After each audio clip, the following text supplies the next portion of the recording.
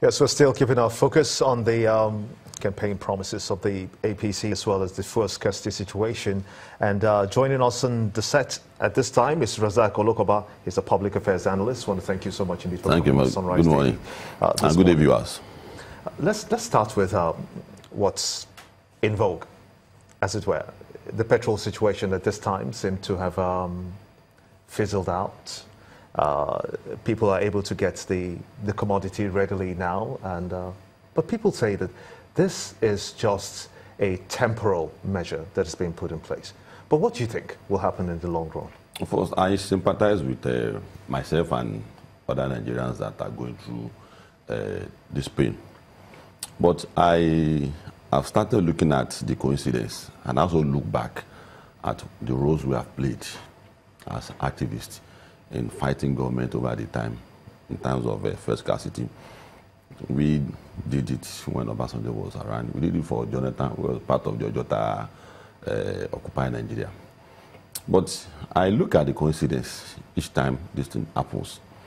From the time of emergence of Buhari, I look at the effort put in place by the government, and I think it's commendable. I imagine to what has happened now, and I draw a conclusion that there's a bit of a conspiracy, and it's not fair on Nigeria. We don't have any other conspiracy? Yes. From where? From the major captains of oil industry. I say this because I follow the trend and the discussion between the union on oil and the discussion they had with the government. And what comes to my mind is, as an activist, as a unionist, is that it's possible for me to bring conditions that can never be met by government at a critical time of Christmas. And I raise it severally and several forums that why will you be raising discussions like this? It started around October, November. And I said, see, the way you drag this discussion, it will enter into festive period. Is it not deliberate?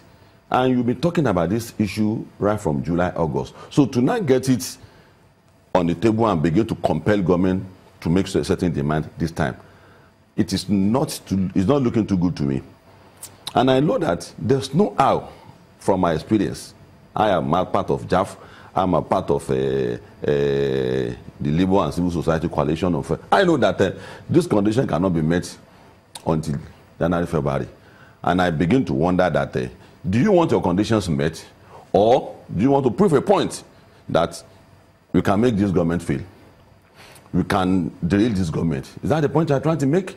I raise it that if you can't get serious about this discussion before now, why are you getting serious with it now? And because before now, we are not in this kind of mess.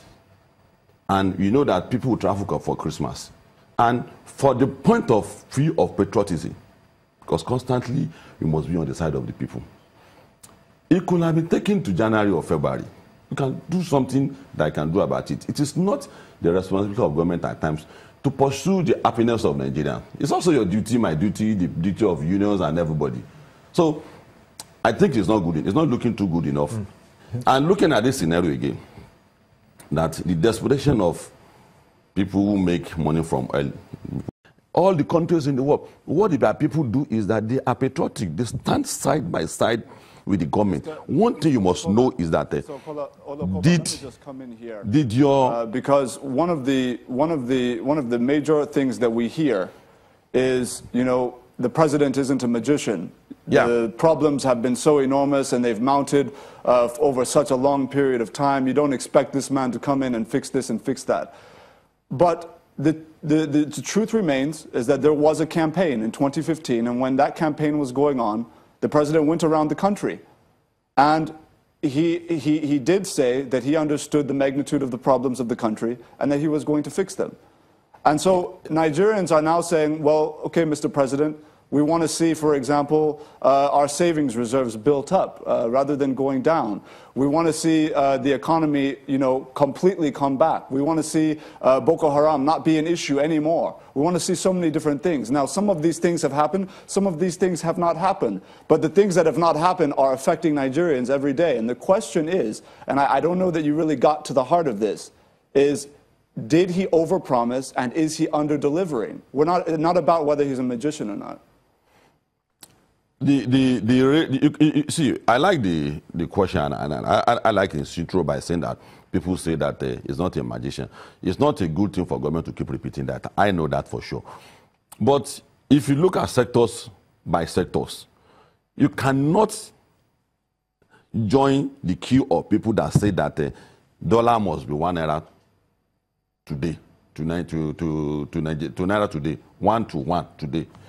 I don't think it is a correct approach to it. The correct approach to it is that given the experience of other nations, places side by side, are we on track?